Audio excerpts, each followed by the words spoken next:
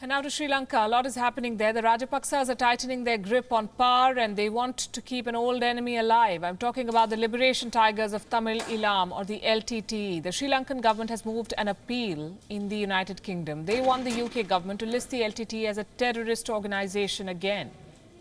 The Rajapaksas fought the LTTE with weapons. Now they're fighting them with lawyers. All this began in 2019. Last year, a British lawmaker refused to remove the LTTE from the terror list. An LTTE front organisation challenged that decision. The matter moved to Britain's Proscribed Organisations Appeal Commission. They ruled in favour of the LTTE. Sri Lanka is now trying to reverse the decision. It wants the LTTE to be labelled as a terrorist organisation again. Sri Lanka's civil war ended more than 10 years back. In 2009, the LTTE was defeated, its leader Prabhakaran was killed. But according to the Sri Lankan government, the LTTE is still alive. What remains of it, the smaller groups with affiliations to the LTTE, are still active overseas, and they are allegedly working to quote-unquote incite violence and destabilize the country. President of Sri Lanka, Gotabaya Rajapaksa, is called the Terminator by his family. Why? Because as Minister of Defence more than a decade ago, he led Sri Lanka's operations during the civil war. His brother Mahinda was president then. Together, the brothers ended the civil war.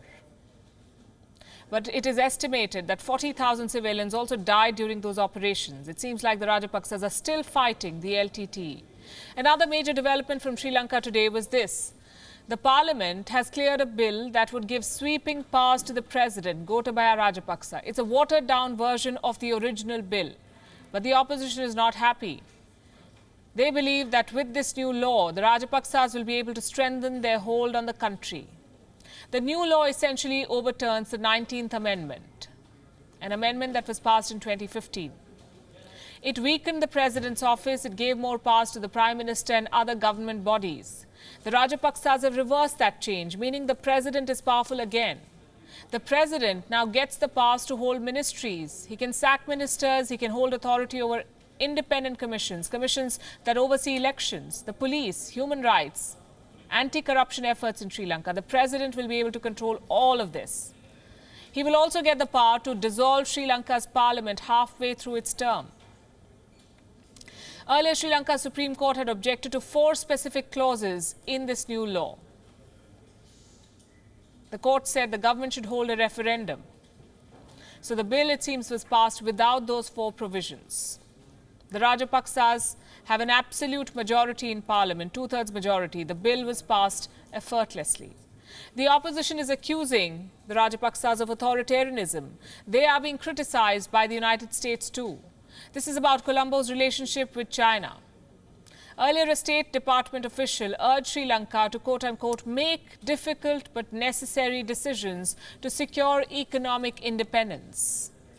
He did not name China, but Beijing got the message. The US officials' remarks are brimming with Cold War mentality and hegemony, which fully expose their usual practice of interfering in other countries' internal affairs by bullying small and medium-sized countries into picking sides. The focus is now on the Rajapaksas. Will they attempt a balancing act between China and the US? We'll have the answer by next week when US Secretary of State Mike Pompeo pays a visit to the island nation. Thank you for watching Gravitas on WION's YouTube channel. If you want to stay up to date with what's happening around the world, then subscribe to our channel and don't forget to like and share. Thank you very much for watching WION. The World is One.